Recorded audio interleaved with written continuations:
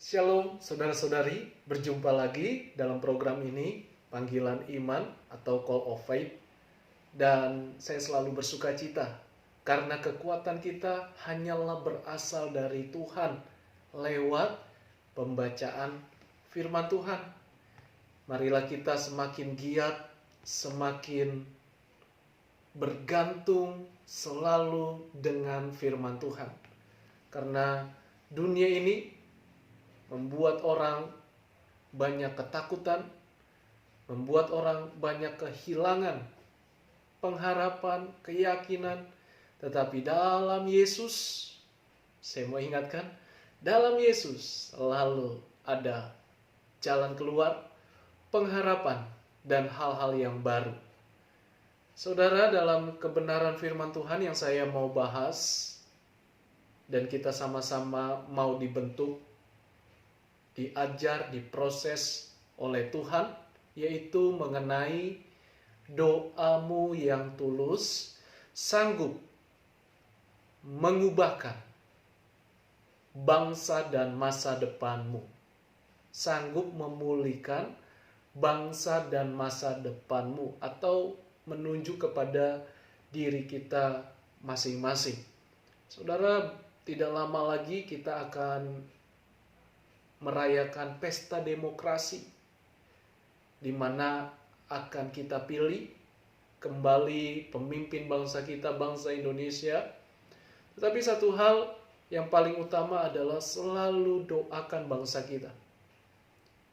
Saudara, jangan pernah merasa doa itu hanyalah kata-kata yang keluar, atau doa itu hanyalah sesuatu yang lewat begitu saja. Tidak, tetapi saya yakin doa orang benar. Siapa orang benar? Saudara dan saya, karena beriman kepada Tuhan. Doa orang yang benar, bila dengan yakin didoakan, sangat besar kuasanya. Marilah kita selalu suka dengan namanya doa. Karena doa menghadirkan kuasa Tuhan tanpa batas.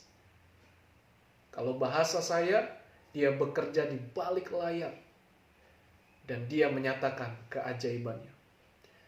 Kita masih dalam pembelajaran di dalam kitab Mazmur pasal yang kedua. Tetapi sebelumnya saya ajak untuk selalu kita awali dengan doa. Mari kita berdoa. Roh Kudus, terima kasih Allah yang hidup. Engkau ada bagi kami, Engkau tidak terbatas. Ajari kami sesuai dengan apa yang Tuhan katakan. Kami mau belajar untuk tetap berdoa bagi bangsa kami. Karena kesejahteraan bangsa kami adalah kesejahteraan kota kami. Kesejahteraan pribadi kami, masa depan kami. Terima kasih Tuhan Yesus, dalam-Mu selalu ada pengharapan. Dan yang saat ini mendengarkan kebenaran firman-Mu, Tuhan sanggup memulihkan dengan iman yang percaya, iman yang teguh, dan selalu bergantung pada Tuhan. Terima kasih Tuhan. Haleluya. Amin.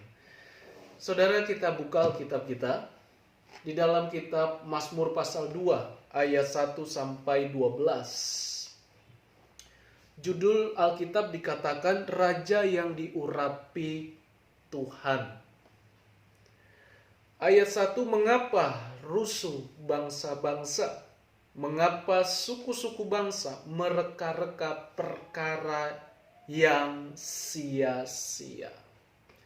Mengapa rusuh bangsa-bangsa?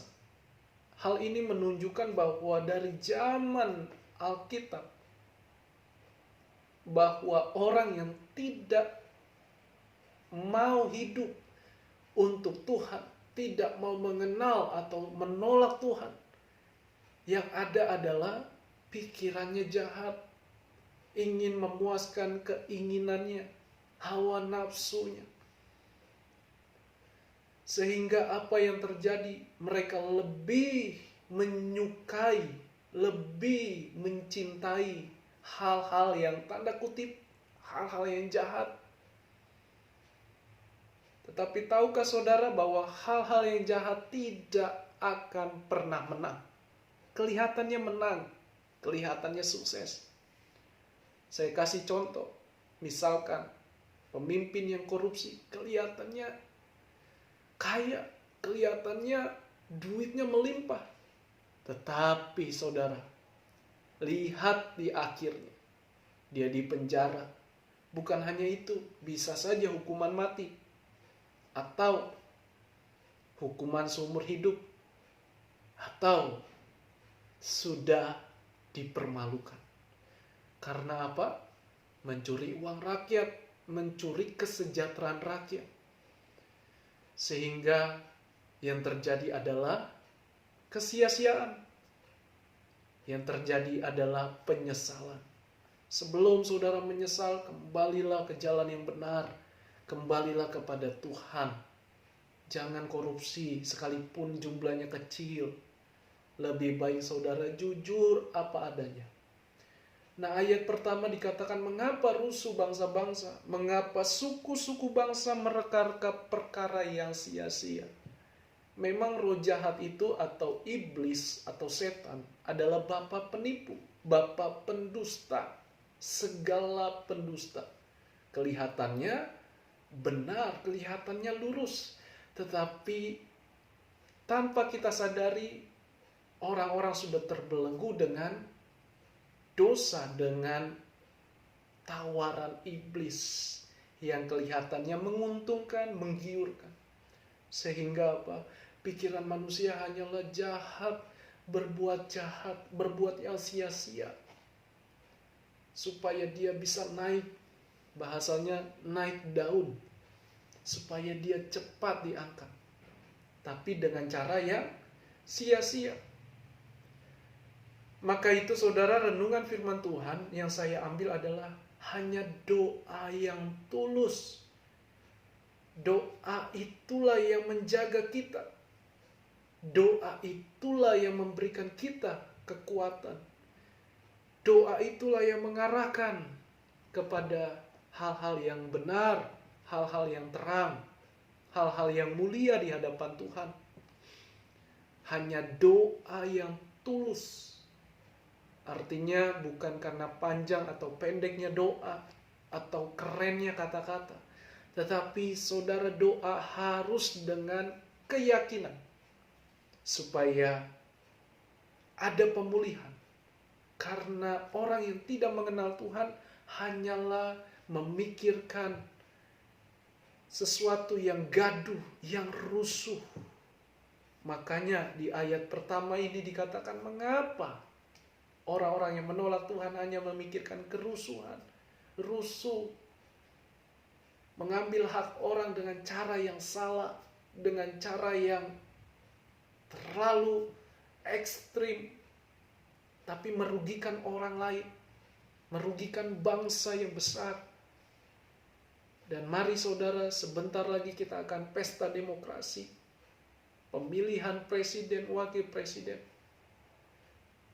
Kita harus banyak doa. Jangan berhenti berdoa. Mungkin belum kita lihat jawabannya. Tapi percayalah, lihat saudara, saya memakai kaos yang gambarnya hati. Love. Doa demikian dengan hati yang tulus. Maka ada kuasa Tuhan bekerja. Percayalah, ada kuasa Tuhan bekerja. Belum sekarang, tapi dia sedang menunggu saudara dan saya tetap berdoa. Ayat 2, raja-raja dunia bersiap-siap dan para pembesar bermufakat bersama-sama melawan Tuhan yang diurapinya dan yang diurapinya. Raja-raja dunia bersiap-siap, para pembesar, ya, dalam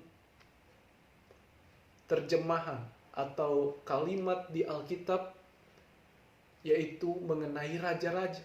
Kalau Indonesia tentu presiden. Artinya rakyat yang memilih presiden, pemimpin. Tetapi dalam Alkitab, raja, pemilik semuanya, berkuasa semuanya. Tidak ada yang bisa meruntuhkan, menggantikan. Yang ada hanyalah kuasa Tuhan yang bisa melakukan semuanya. Tetapi hal ini juga mengingatkan kepada kita, menggambarkan bahwa kita punya bangsa yang besar, bangsa Indonesia, yang harus ada pemimpin, yang pemimpinnya rendah hati, jujur, dan lain-lain, dan tidak melakukan hal-hal yang jahat, hal-hal yang merugikan bangsa Indonesia. Mari kita berdoa supaya orang-orang yang berpikir jahat, berpikir dengan keinginan-keinginan nafsu jahat, dan berusaha melawan Tuhan, yang kita bisa lakukan hanyalah doa. Karena dikatakan mereka bermufakat, sepakat bersama-sama melawan Tuhan. Lalu apa kaitannya, hubungannya dengan kita yang sekarang ini? Seperti apa melawan Tuhan? Melawan Tuhan itu artinya mereka kompromi dengan hal-hal yang jahat. Mereka tidak peduli. Yang penting aku menang. Yang penting terlaksana segala hal-hal yang jahat. Mereka berusaha melawan Tuhan dengan cara-cara yang salah. Entah itu dia memakai kuasa kegelapan, atau penyembahan kepada berhala, kepada setan. Saya tidak tahu. Tetapi bagian kita adalah doakan bangsa kita Indonesia, supaya Tuhan terlibat, dan Tuhanlah yang memilih pemerintahan bangsa kita. Karena doa sanggup memulihkan, sanggup mengubahkan bangsa kita dan masa depan pribadi kita. Jangan berpikir, bangsa kan besar, pemimpinnya gak mungkinlah mikirin diri kita. Jangan berpikir demikian. Berpikirlah positif. Kalau bangsa kita sejahtera, maka rakyat bisa sejahtera juga. Amin. Ya, saudara yakinlah, kita punya Tuhan yang tidak dibatasi dengan apapun. Tapi yang paling utama, seperti gambar ini, love, dengan hati, dengan kecintaan, dengan kemurnian, ketulusan hati kita. Bermufakat bersama-sama melawan Tuhan dan yang diurapinya. Siapa yang diurapinya? Dalam terjemahan ini atau dalam kitab Mazmur, itu berbicara tentang Raja Daud. Raja Daud yang berusaha melarikan diri karena rakyat hendak melontari dia, hendak membunuh dia, karena dibilang raja yang gagal. Tetapi lihat, Tuhan sudah berperang, Tuhan sudah bertindak. Tidak ada musuh yang sanggup melawan kuasa Tuhan. Saudara dan saya yang percaya saat ini kepada Tuhan Yesus, yang setia pada Tuhan Yesus, lihatlah, Tuhan yang membela saudara, Tuhan yang membela kita. Amin. Ayat 3, marilah kita memutuskan belenggu-belenggu mereka dan membuang tali-tali mereka daripada kita.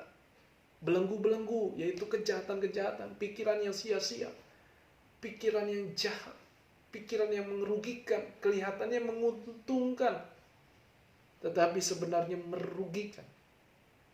Seandainya bangsa kita semua penyembahan kepada setan, yang ada bukanlah untung, tetapi buntung, binasa, masuk ke dalam kerajaan maut, yaitu sengsara, penderitaan, kesukaran, kesakitan.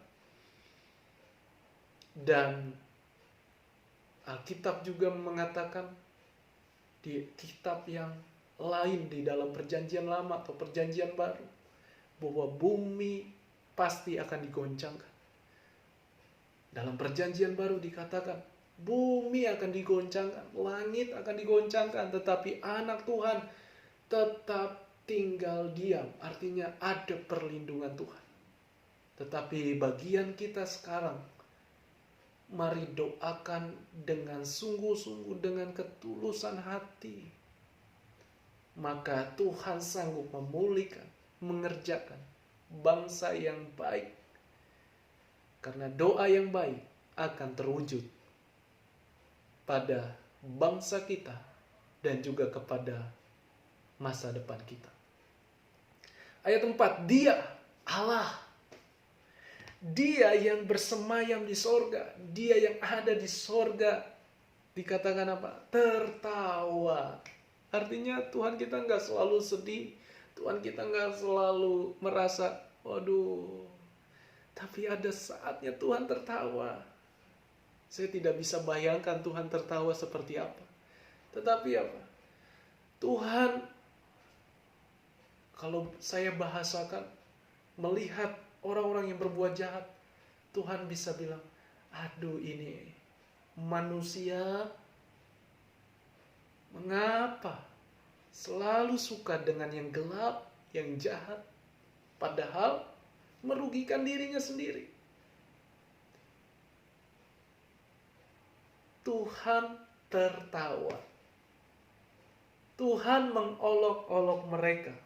Ayat 5, maka berkatalah Ia kepada mereka dalam murkanya. Bahasa Tuhan bisa murka, marah kepada orang yang salah jalan. Tapi Tuhan mengasihi orang yang bertobat dari salah jalan. Itulah indahnya mengenal Yesus Kristus adalah Tuhan. Dia Allah yang esa, hakikat Allah yang turun dari sorga menjadi rupa manusia. Ayat 5, berkatalah Ia kepada mereka dalam murkanya dan mengejutkan mereka dalam kehangatan amarahnya. Ya, saya sederhanakan dengan bahasa demikian. Tuhan itu bisa marah kepada siapa? Kepada yang melakukan kejahatan. Apapun namanya, Tuhan bisa marah dengan kehangatan murkanya. Tuhan kita itu adil. Sekalipun maaf, hukum bisa dibeli, hukum bisa disogok, tapi Tuhan kita adil. Dia bela saudara yang teraniaya, yang terancam. Tuhan punya cara untuk menyatakan kebenaran. Saudara yang saat ini mengalami hal-hal yang demikian yang berat, lihatlah Tuhan punya kuasa atas hidup saudara. Seperti yang tertulis dalam kitab Mazmur. Tuhan murka dengan kehangatan amarahnya. Ayat 6, akulah yang telah melantik rajaku. Raja Daud. Dilantik saudara. Tuhan sendiri yang memilih, Tuhan sendiri yang melantik. Berarti kita harus terlibat dengan doa. Supaya Tuhan sendiri yang memilih, yang melantik. Memang manusia ada kekurangannya. Manusia ada kelemahan. Manusia tidak ada kekuatan yang maksimal. Maka itu kita harus selalu libatkan Tuhan. Dan Tuhan akan bertindak. Manusia yang tidak sempurna ini, Tuhan akan bertindak dan akan menyatakan kasih-Nya, memulihkan bangsa kita, bangsa Indonesia. Akulah yang telah melantik rajaku di Sion, gunungku yang kudus. Saudara, saya lihat di dalam kamus Alkitab mengenai Sion. Sion itu berbicara tentang mula-mula bagian selatan dari Bukit Timur yang direbut oleh Daud. 2 Samuel 5 ayat yang ke-7. Lalu di sebelahnya kemudian Salomo, anaknya, membangun bait Allah. Sehingga di kemudian hari seluruh daerah itu dinamai Sion, atau bahasa sekarang Putri Sion, para penduduk Yerusalem. Orang yang cinta Tuhan, yang hidupnya memberi diri untuk Tuhan. Orang-orang yang berkumpul seiman, percaya kepada Tuhan, disebut Sion, Bait Allah. Dalam terjemahan sekarang, saudara dan saya adalah Bait Allah, kumpulan orang-orang percaya yang selalu berseru, berdoa, bergantung kepada Tuhan. Ayat 6, akulah yang telah melantik rajaku di Sion gunungku yang kudus. Kita adalah umat-umat yang kudus. Artinya dipisahkan dari orang-orang yang jahat, orang-orang yang berontak, orang-orang yang melawan Tuhan, melawan kuasa Tuhan, melawan pribadi Tuhan. Itu yang disebut dengan kudus, dipisahkan. Ayat 7, aku mau menceritakan tentang ketetapan Tuhan. Ia berkata kepadaku, anakku, engkau telah kuperanakan pada hari ini. Artinya Tuhan yang memilih, Tuhan yang melantik, Tuhan yang memproses, Tuhan yang sendiri memberikan gift, hadiah. Tuhan yang akan mengangkat orang tersebut, membawa kepada kemenangan, dari kemenangan sampai kepada kemenangan, sampai kepada kemuliaan Tuhan. Tuhan sendiri yang berkata, anakku, engkau telah kuperanakan. Tuhan punya tujuan yang indah, tujuan yang mulia untuk nama Tuhan dimuliakan. Saudara, jika kita diberkati, diangkat Tuhan, mari tetap muliakan Tuhan. Bukan kitanya yang hebat, tetapi Tuhannya yang hebat. Ayat 8, mintalah kepadaku. Amin. Mintalah kepadaku, maka bangsa-bangsa akan kuberikan kepadamu menjadi milik pusakamu, dan ujung bumi menjadi kepunyaanmu. Tuhan kasih kita kepercayaan. Sebagai anak-anak Tuhan, percayalah jalan Tuhan itu semakin luas, kelihatannya berat, kelihatannya sulit, kelihatannya penuh dengan liku-liku, berbatu-batu. Tetapi kalau saudara tidak menyerah, Tuhan bilang, mintalah, maka akan kuberikan bangsa. Akan kupercayakan sesuatu hal yang ajaib di luar kemampuan manusia.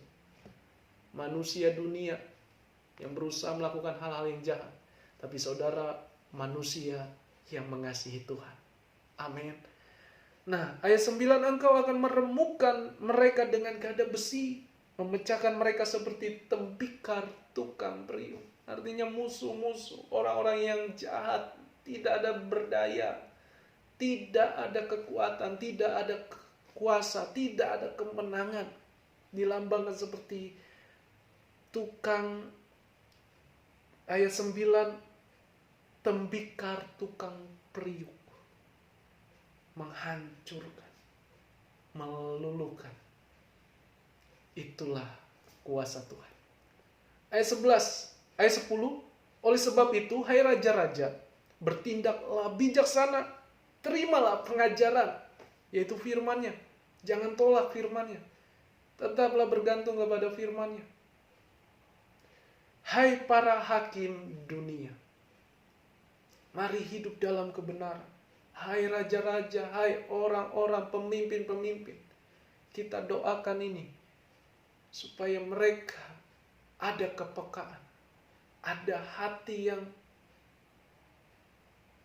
peka, yang terbuka untuk Tuhan bekerja. Jangan batasi kuasa Tuhan, sekalipun dia berbeda agama. Tuhan bisa lakukan apapun jika kita tetap berdoa. Hai raja-raja, bertindaklah bijaksana.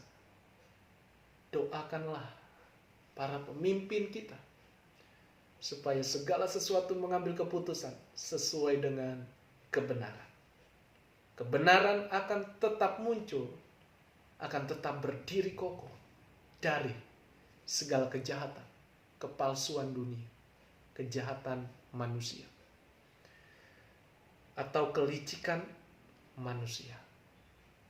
Ayat 11, beribadahlah kepada Tuhan dengan takut dan ciumlah kakinya dengan gemetar. Ada rasa hormat, penghormatan kepada Tuhan. Ada rasa kecintaan kepada Tuhan. Melalui doa kita. Dimulai dari doa kita pribadi masing-masing. Ada kalanya kita berdoa sendiri, ada kalanya kita berdoa bersama-sama. Dan ayat 12, supaya ia jangan murka dan kamu binasa di jalan. Sebab mudah sekali murkanya menyala. Berbahagialah semua orang yang berlindung padanya. Amin. Saudara, berbahagialah orang yang berlindung, orang yang beriman, orang yang takut akan Tuhan, mengasihi Tuhan. Supaya apa? Dengan diri kita, Tuhan melihat ada anak-anak Tuhan yang cinta Tuhan, sehingga Tuhan bisa membatalkan amarahnya. Karena Tuhan tidak segan-segan menghancurkan segala hal-hal yang jahat. Tetapi karena kasih-Nya yang tidak terbatas, yang begitu besar, Dia mengasihi orang-orang berdosa. Kita yang berdosa saat ini, datanglah kepada Tuhan, minta ampun.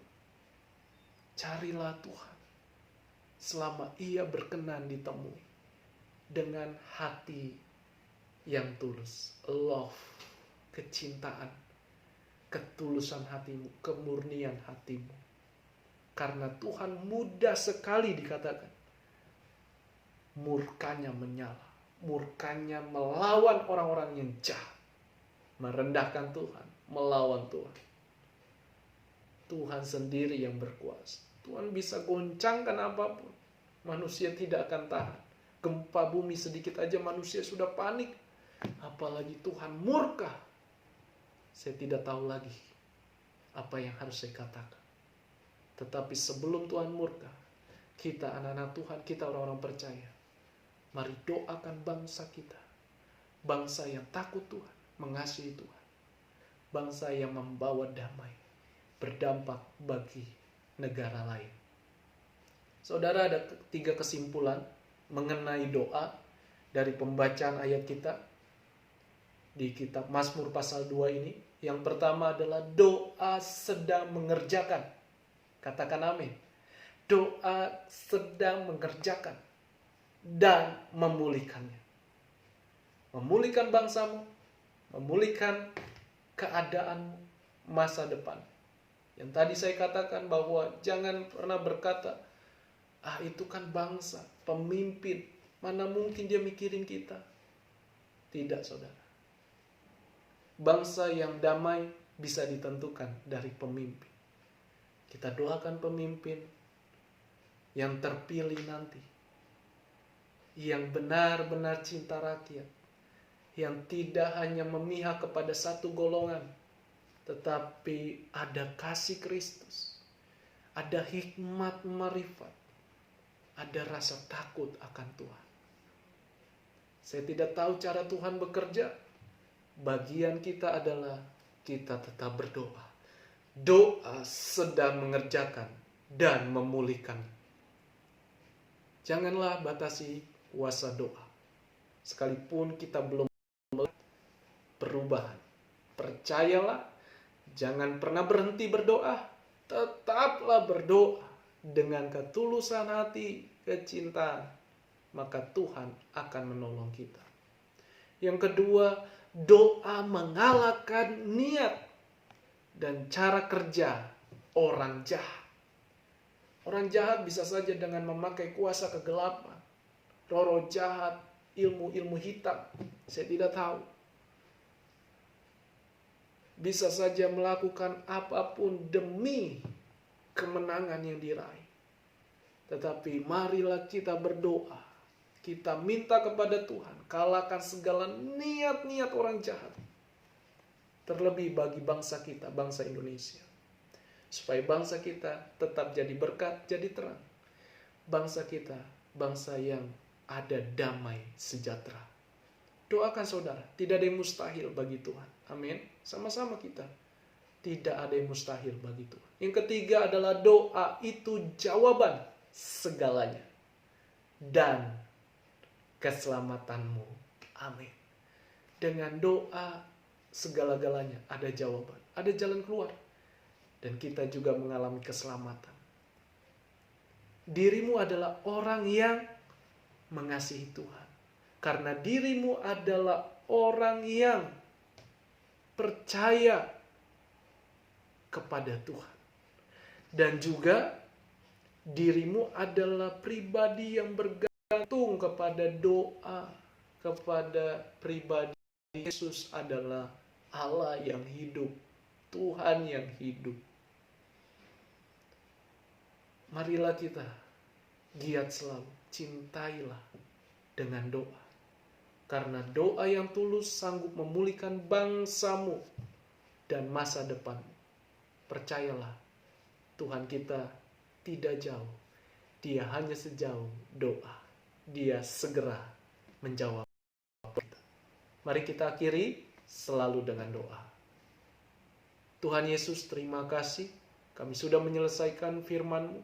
Sebentar lagi kami akan masuk ke dalam pemilihan pemimpin bangsa kami.